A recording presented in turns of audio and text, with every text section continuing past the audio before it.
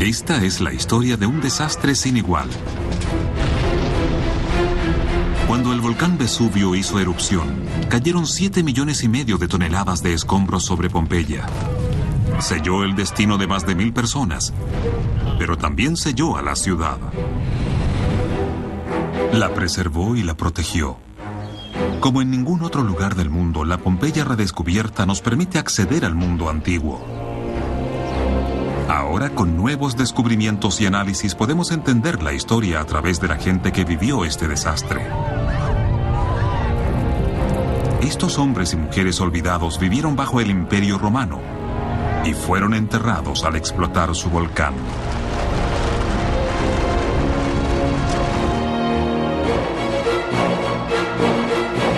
Roma al desnudo.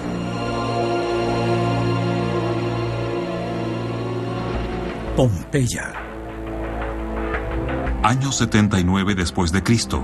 Pompeya es el hogar de unas 20,000 personas y para ellos ha llegado su hora. Su pueblo queda a casi 250 kilómetros de Roma y a unos 5 kilómetros de un tranquilo cerro llamado Vesubio. Y se ubica en la bahía de Nápoles, que es tanto un puerto comercial como un lugar para vacacionar.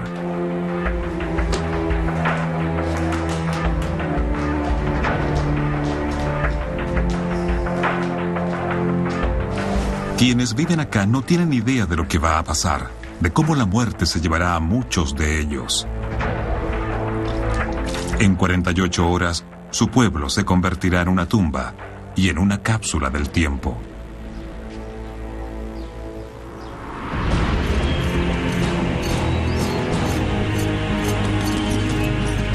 Por más de 200 años, los arqueólogos han excavado en Pompeya.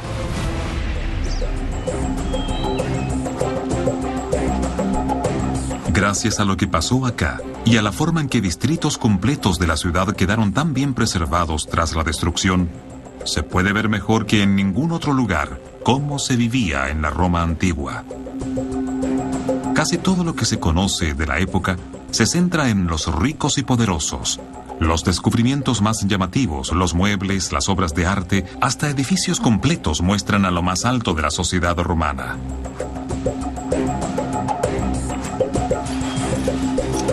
Pero ahora, el equipo analiza un grupo distinto de pompeyanos.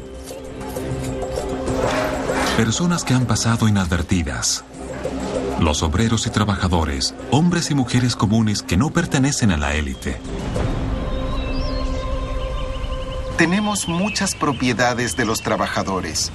Casas, tiendas, talleres y todo aquello que formaba un barrio de obreros en Pompeya. Esto nos da la fantástica oportunidad de conocer las vidas del otro 98% de la población, quienes hasta ahora se mantuvieron en la sombra.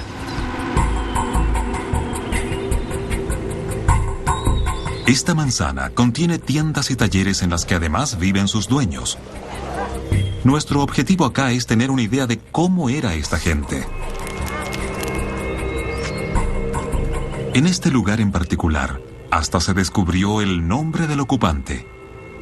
Un hallazgo reveló su historia. Estaba guardado en un nicho en la esquina del cuarto que debió estar junto a una cama. Lo que encontramos fue un pequeño diploma militar de bronce, documento entregado a quienes se jubilaban del servicio militar romano.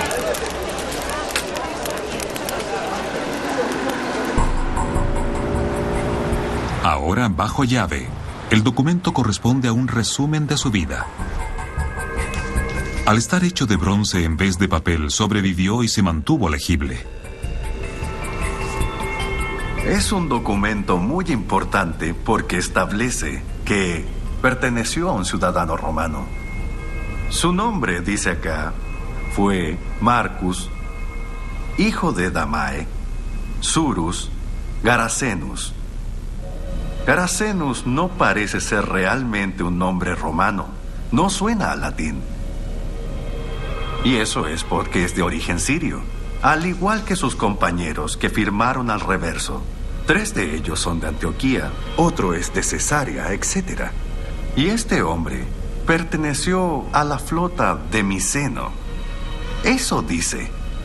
Fantástico, Miceno queda al frente de la ciudad de Pompeya. Básicamente fueron la fuerza policial que mantuvo el Mediterráneo libre de piratas. Probablemente no vieron demasiada acción. Más bien fue su presencia en el Mediterráneo, saliendo a navegar, visitando puertos cercanos y asegurándose de mantener el orden.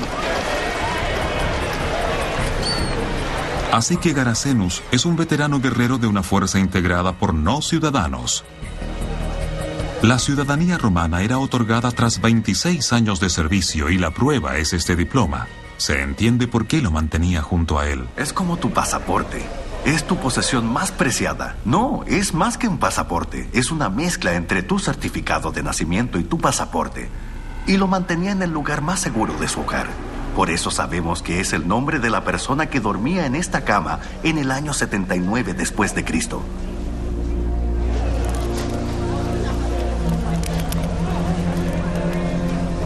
Entonces este hombre era un miembro respetado de su comunidad y rehizo su vida como un comerciante.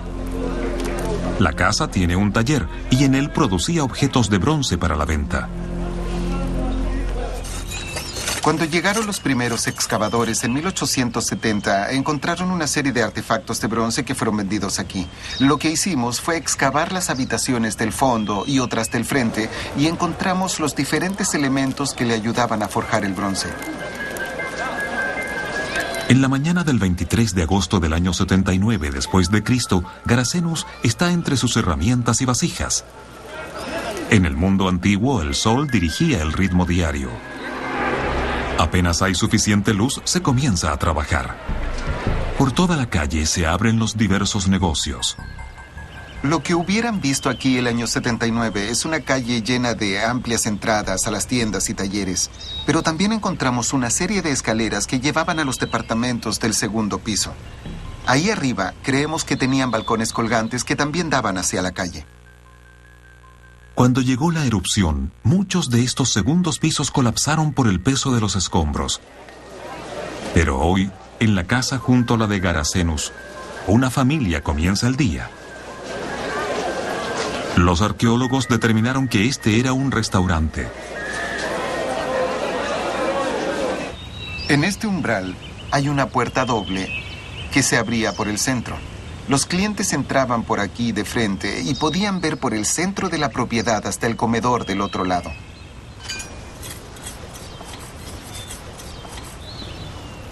Una pista que aclaró que era un restaurante fue una antigüedad encontrada aquí.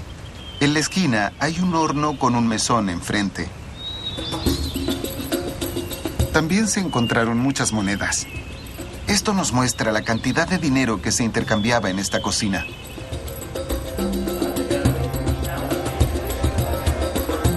Era un comedor. Hay muchos como este en el Imperio Romano. Simple, dependiente de clientes regulares, comerciantes errantes y largas jornadas. En 48 horas, nada quedará. Pero por ahora todos tienen un trabajo que hacer. Y las calles están llenas de vida. En esta manzana vive solo la clase obrera, pero la calle contiene una mezcla de ricos, pobres, de todo tipo de razas. La gente de Pompeya vive apretada por las murallas de la ciudad de una forma interconectada. De hecho, la primera actividad del día es una reunión de personas de diferentes estatus. El humilde dueño del restaurante, el cabeza de familia, deja a los suyos haciendo los quehaceres y camina hasta una casa cercana de uno de sus vecinos.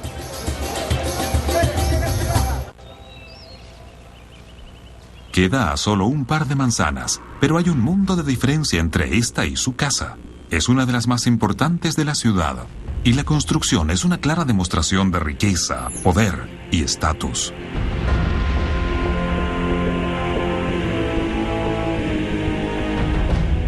Una casa como esta pretende sorprender a los visitantes. Primero con lo que se ve al pasar por la angosta entrada, la cual se abre y muestra este enorme espacio, el atrio.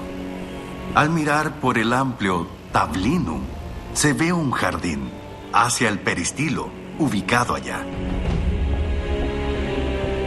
Y todo está hecho con la fórmula estándar romana. El atrio es típico con el techo inclinado en el centro, para que el agua vaya a un estanque que está conectado a un pozo. Y la luz, por supuesto, entra por acá. Esta casa tiene la misma dimensión que una manzana completa de la clase obrera. Y cada mañana, afuera de esta puerta ocurre lo mismo. Los hombres del sector forman una línea. Vienen a hacer un gesto formal de respeto. Y aquí está el tablino, que tradicionalmente es la sala de recepción matutina en una casa. Aquí se suele sentar el dueño de casa, quizás en un trono, lo que debió ser una posición imponente. Ocupando este espacio, el visitante que entra lo verá con una gran luz iluminándolo desde sus espaldas. Debió ser una vista impresionante. El dueño de casa, Pompeius, es un patrono. Como un padrino para sus clientes, protegiendo sus intereses, dándoles consejos y hasta dinero por su respeto y lealtad. Este ritual matutino diario se llama salutatio. En teoría, después del salutatio, el patrono va hacia el foro. La multitud que se reunió en torno a él lo acompañará hasta allá, donde como magistrado impartirá la justicia o algo similar. Y esa comitiva que lo sigue por las calles es una señal de su importancia. La gente importante nunca anda sola. Siempre hay una multitud a su alrededor. La vida en Pompeya se ve ordenada y estable. Pero mientras Pompeius y su séquito caminan entre la gente, sucede algo más. A kilómetros bajo la superficie de la tierra se acumula una enorme presión. Estas personas pronto aprenderán que nada es seguro, ni siquiera el suelo bajo sus pies. Hoy, la vulcanología es una ciencia. Los expertos intentan predecir erupciones al monitorear emisiones. Registran cambios en la temperatura del suelo y en las vibraciones subterráneas. Naturalmente, los romanos de Pompeya no tenían esa posibilidad. A pocos les preocupaba que su cerro, el Vesubio, fuese un volcán. Hoy si miramos el volcán a mis espaldas, veremos un cráter muy profundo. Ese cráter nos habla de la reciente erupción del Vesubio. Reciente, si hablamos obviamente que ocurrió hace casi 2000 años. Cuando las personas de Pompeya miraban a las montañas, veían un cerro con una exuberante vegetación, repleta de árboles, viñedos y huertos, que no parecía un volcán activo.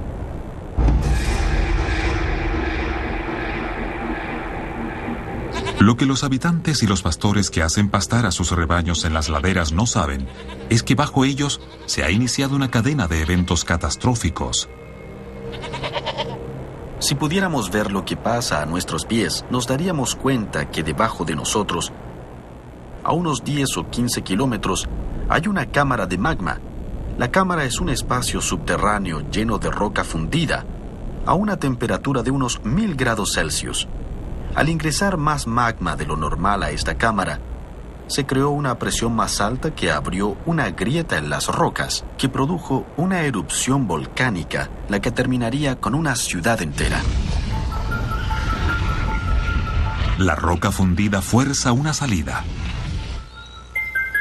De hecho, sus efectos ya se sintieron hace algunos años. La gente en la ciudad vivió algo que hoy sería visto como una terrible advertencia. Esta es evidencia de un gran desastre. Un terremoto que golpeó a la ciudad del año 62, solo 17 años antes de la erupción. Lo que entendimos fue que, por ejemplo, en esta pared tenemos el ladrillo en la esquina que rodea esta bella pared. Se rompió en este punto y fue reemplazado por una pared más simple. Es decir, que las paredes fueron reconstruidas con los escombros de un diseño más básico.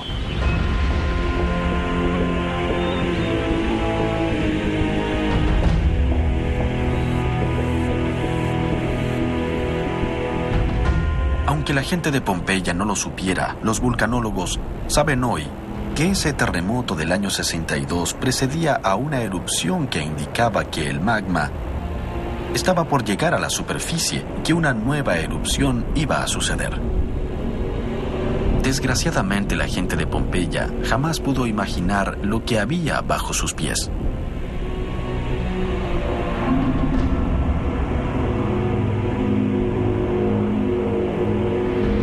Y así fue. Los 17 años entre el terremoto y la erupción final son del punto de vista geológico un pestañeo. Pero los romanos no veían el mundo así. Para ellos, un desastre natural era causado por la ira de un dios.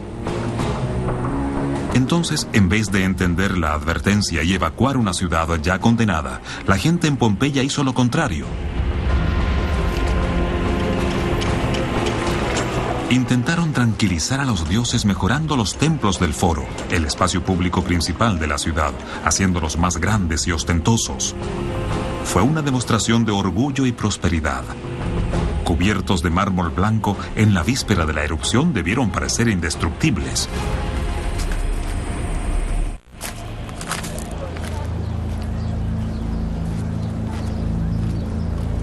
Dos 2000 años después, ya en ruinas, el foro es ahora el foco de una sorprendente investigación. Por décadas, esta construcción ha desconcertado a los arqueólogos. Es una de las mayores del lugar, pero no se ha podido determinar su función. Estamos ante un tipo de terraza con columnas que se destaca por tener esta plataforma. Y este espacio podría usarse para dar charlas, hacer anuncios públicos y seguramente también para subastas. La pregunta es, ¿qué se subastaba en este lugar? Lo que haya sido claramente era de valor. Ranuras en el umbral indican que a las puertas se le podían colocar barrotes. También hay 2 casetas de guardias dentro. Era uno de los edificios más seguros de la ciudad. Pareciera que la mercancía misma se dejaba en un corredor largo y cerrado cuyas únicas ventanas daban a un patio interior. Nuevamente, los agujeros en los alféizares demuestran que se podían colocar postigos para cerrar el espacio. Y por acá hay un agujero en el muro en el que pudo haber una barra. Esto ha llevado a que muchos sugieran que es posible que hubieran joyas o algo que necesitara ser cuidado, pero es una forma extraña de ver joyas. Esto no es un mostrador, es un alféizar. Así que lo que realmente creo que era la función de este corredor era la exposición de esclavos a la venta.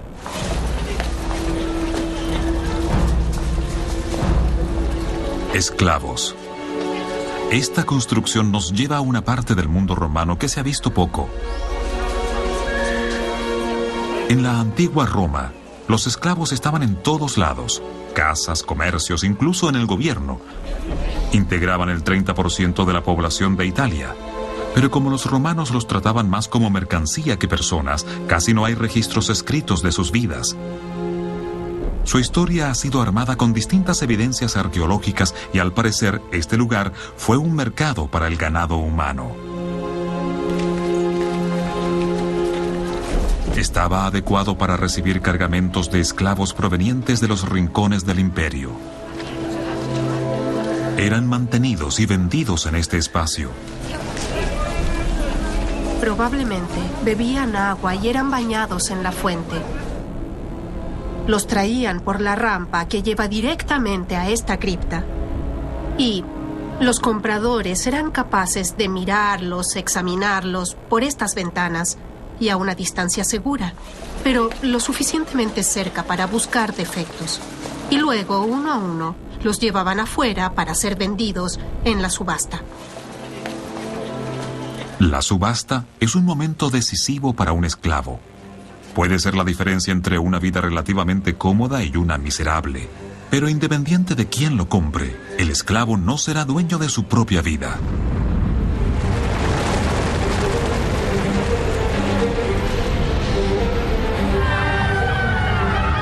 Cuando ocurra la erupción, algunos esclavos morirán encadenados.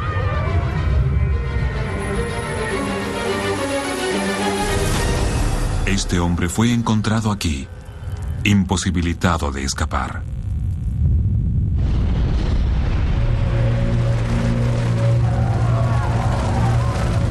La ceniza del volcán Vesubio no solo tapó los edificios de Pompeya, también atrapó a la gente que huía, se refugiaba y moría durante el desastre.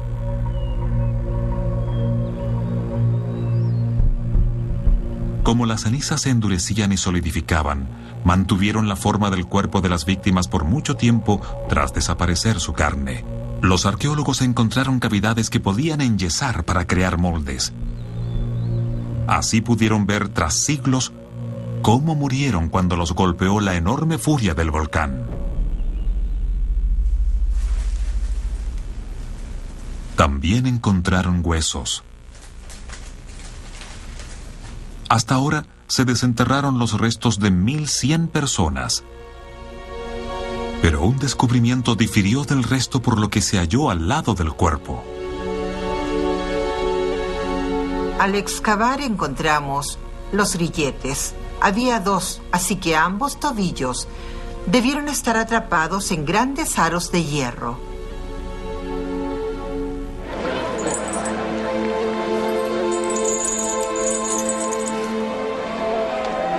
Cuando encontramos los 2 objetos, sabíamos que el primer esqueleto era de un esclavo.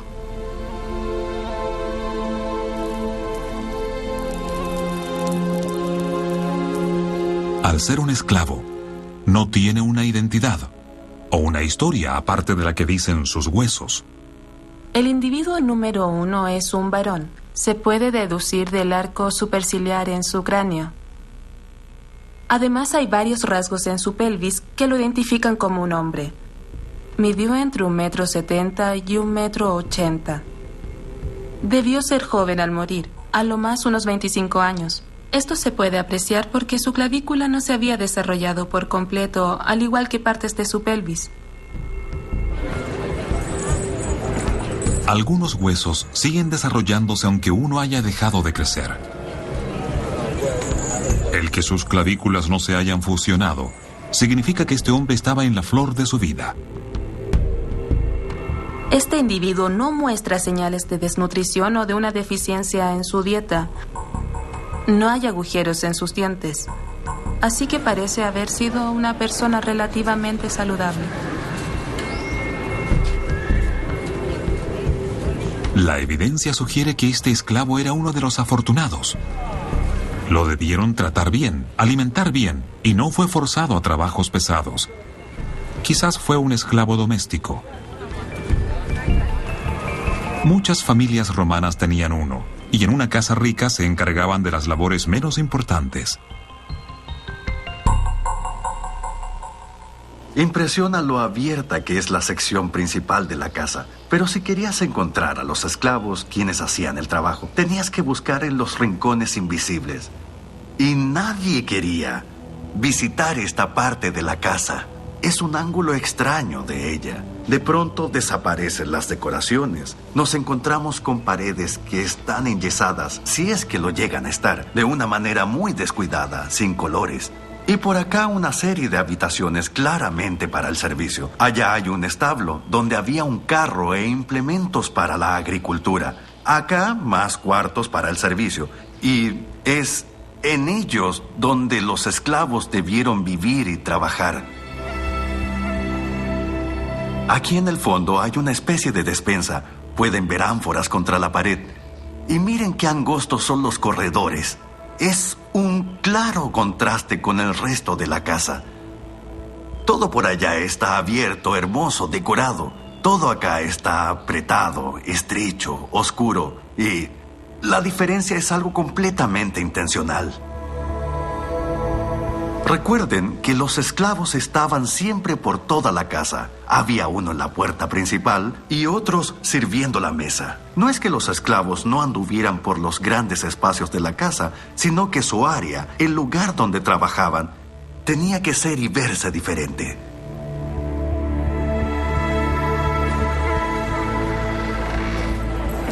A veces, un esclavo podía elevarse hasta una posición importante en el hogar. Incluso podía ganar su libertad.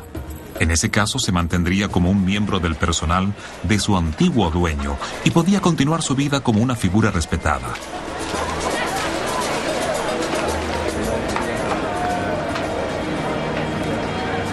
Pero eso no fue lo que le pasó a este hombre.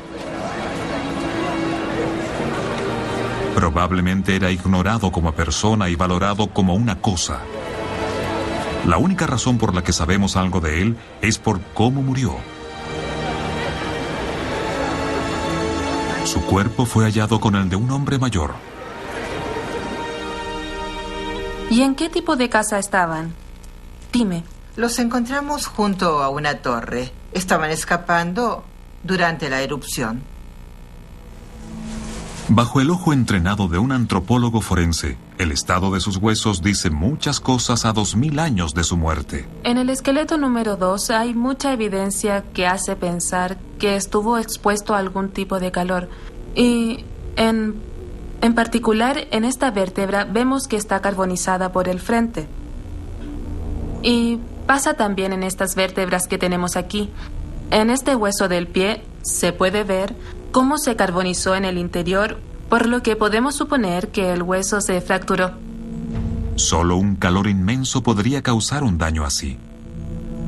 El color negro dice que los huesos fueron expuestos a un calor de entre 300 y 600 grados Celsius o entre 600 y 1100 Fahrenheit. La evidencia muestra que este calor llegó de una forma repentina e intensa.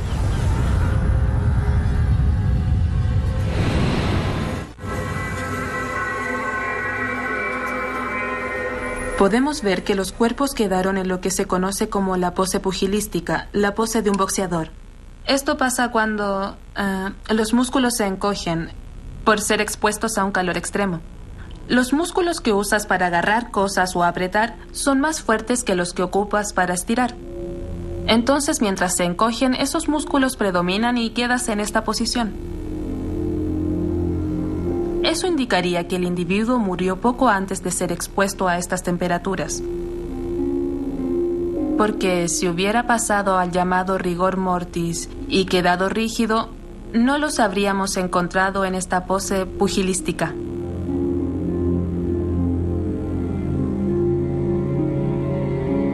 Los arqueólogos ya han encontrado varios cuerpos en esta posición en Pompeya. Hombres y mujeres que murieron por algo de lo que no pudieron escapar.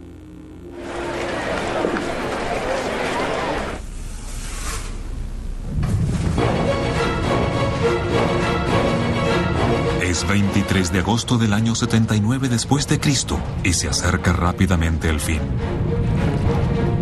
De hecho, el final ya comenzó.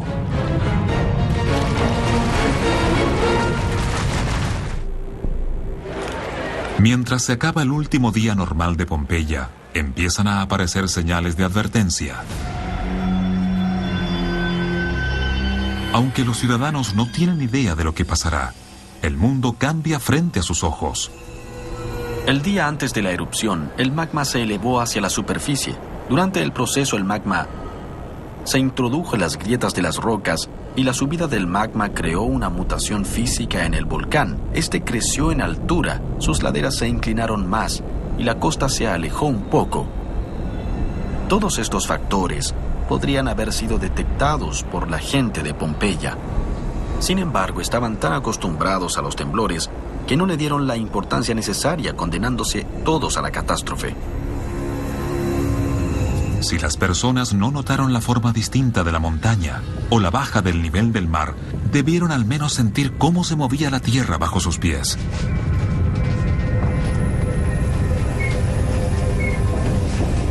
Lamentablemente, de acuerdo a los registros en Roma, esta región está acostumbrada a los temblores. Los pompeyanos los ven como una parte de la vida diaria y no como una razón para alarmarse. No los tomaron en cuenta. Para muchos, ya terminó el día de trabajo. Ahora todos comen. En el mundo romano, la comida principal del día se sirve en la tarde. Como todo lo demás, es dirigido por clases. Los más ricos pueden comer en sus casas. Los sofás se ubican alrededor de una mesa baja. Los miembros de la familia se reclinan junto a sus invitados y puede ser un evento elaborado y lujoso. En su mundo, es una actividad social clave. Para quienes tienen menos, es distinto. No tienen cocinas o un espacio para comer. Por el gran número de tabernas y comedores en la ciudad, pareciera que para muchos lo normal era comer afuera. Estamos en uno de los restaurantes que hemos excavado de esta manzana. Los clientes hubieran aparecido por el largo corredor y llegarían al final de la propiedad, donde encontrarían por aquí a mano izquierda 2 comedores. Y por aquí, luego de entrar, en el año 79, habría algunos sofás por las paredes del lado y del fondo. Hay una decoración muy simple y básica, muy diferente a las llamativas decoraciones de los mejores restaurantes. Lo que también encontramos aquí son muchas piezas de juego marcadas como cara o cruz. Esto nos recuerda que en estos lugares no solo se comía y bebía, sino que también se apostaba.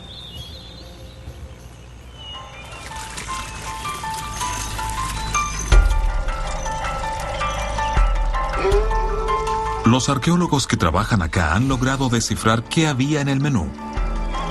Tomaron la basura y las sobras atrapadas en las cañerías de este lugar por 2000 años y las revisaron. Agregaron agua y forzaron burbujas a través de él. Los fragmentos que flotan son removidos para analizarlos. Aquí tenemos varias semillas que salieron a flote. Aquí hay una semilla de manzana. Sabemos que comían una gran variedad de frutas, como manzanas, peras e higos. Hay muchas semillas de uvas. Eran algo común. Y muchos huesos y escamas de peces. De hecho, hasta los ciudadanos de clase baja tenían acceso a una amplia variedad de alimentos. Se benefician directamente del poder del Imperio Romano, de las extensas redes comerciales que traen productos de miles de kilómetros de distancia. Por ejemplo, encontramos un restaurante cuyo alcantarillado mostraba una dieta muy variada, en la que encontramos pequeños mamíferos como lechones, ovejas, incluso lirones, que eran manjares del mundo romano.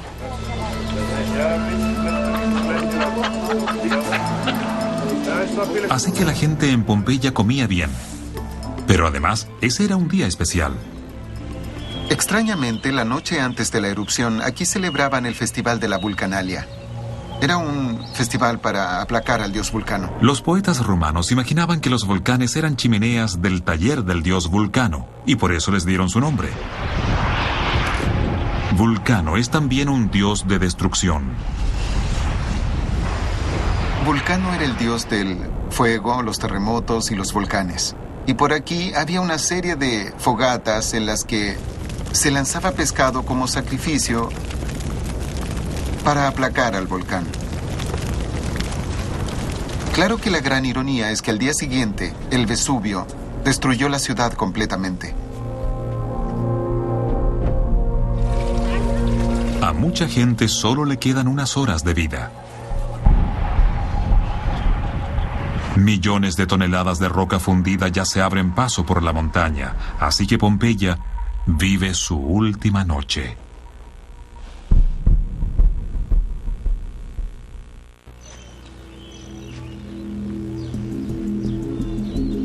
El nombre de Pompeya será siempre recordado por 2 cosas: el desastre y la decadencia.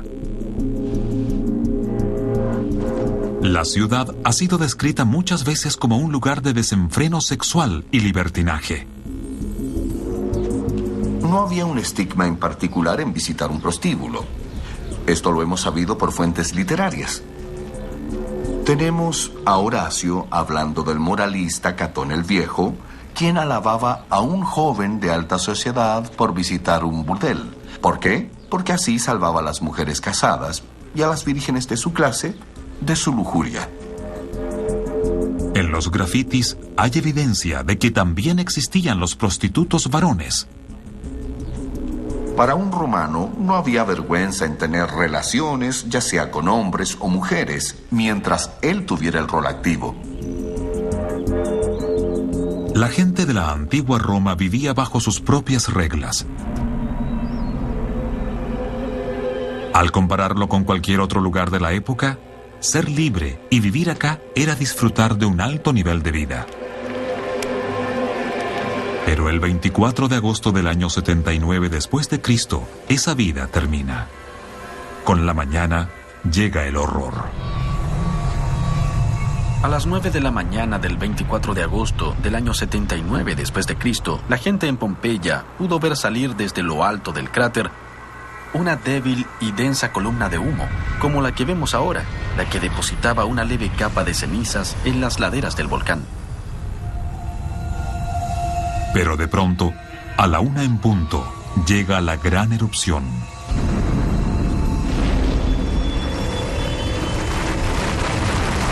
La explosión lanza unos 4 kilómetros cúbicos de rocas y cenizas al aire. Y caen sobre la gente de Pompeya.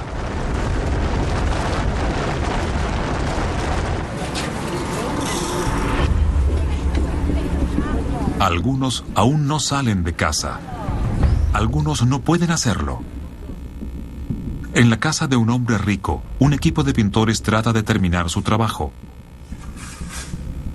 Para ellos fue el sonido y la vibración lo que les advierte el peligro. Sienten cómo la tierra escupe fuego a más de 40 kilómetros por el aire. Este es el momento en que la normalidad desapareció en Pompeya. El momento en el que los que pudieron, corrieron. En el momento de la erupción, los pintores estaban trabajando y huyeron en una aterrorizada carrera tan rápido que uno de ellos no se dio cuenta y dio vuelta a un balde con yeso que se derramó en la pintura central. Así que esto no ocurrió después, sino que en el momento en que el yeso golpeó la pared, mientras los pintores escapaban. En este pedazo de yeso de casi 2000 años está preservado ese momento de horror. Se fueron tan rápido que abandonaron sus herramientas al huir.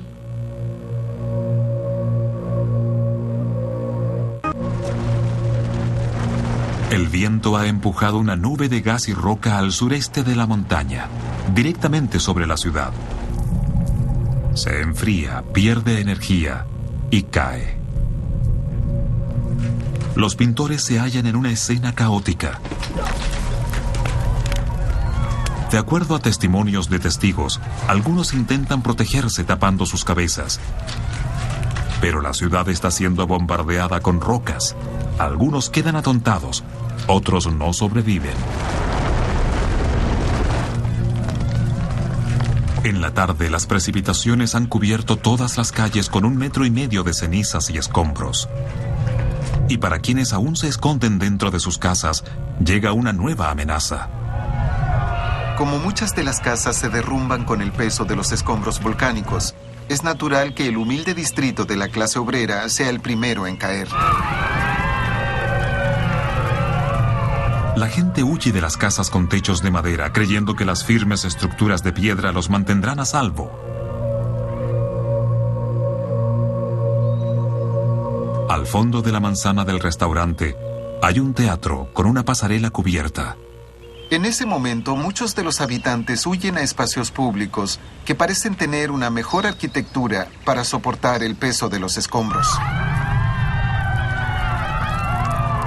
Hace 24 horas estas personas tenían un hogar, un negocio, un trabajo, una vida cómoda.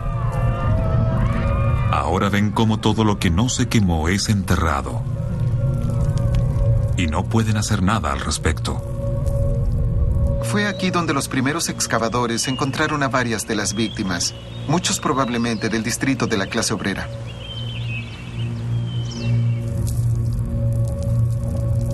La mayoría de esas víctimas murieron en la siguiente fase de la erupción.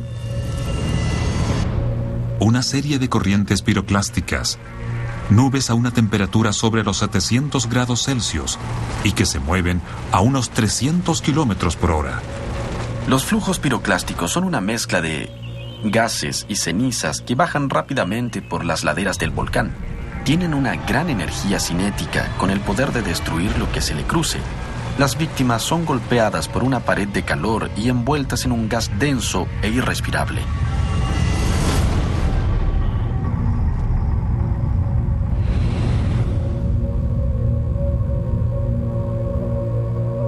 Primero eran sofocados y después otros flujos piroclásticos enterraban los cuerpos.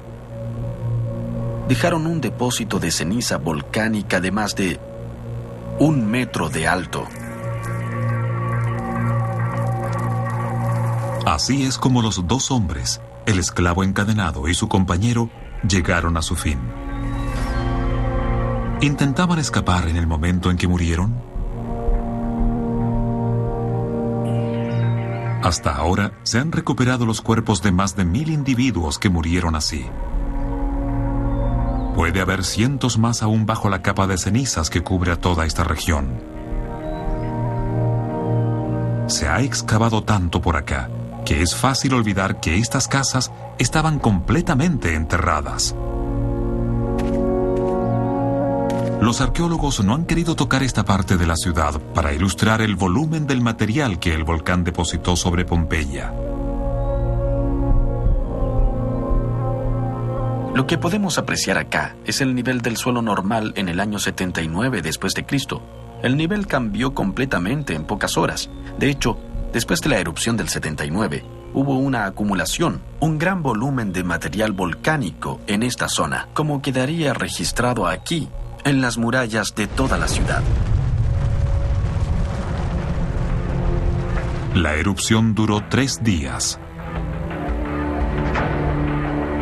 Sobre la ciudad cayeron 7,5 millones de toneladas. Pero lo que esta tormenta de cenizas, fuego y rocas no destruyó, lo preservó. Y la ciudad que había desaparecido del mapa también comenzó a perderse en la memoria. Pompeya se mantuvo segura y olvidada por 1500 años, hasta que fue reencontrada por accidente. El Imperio Romano, que lamentó su destrucción, ya no existía, pero Pompeya pudo revivir.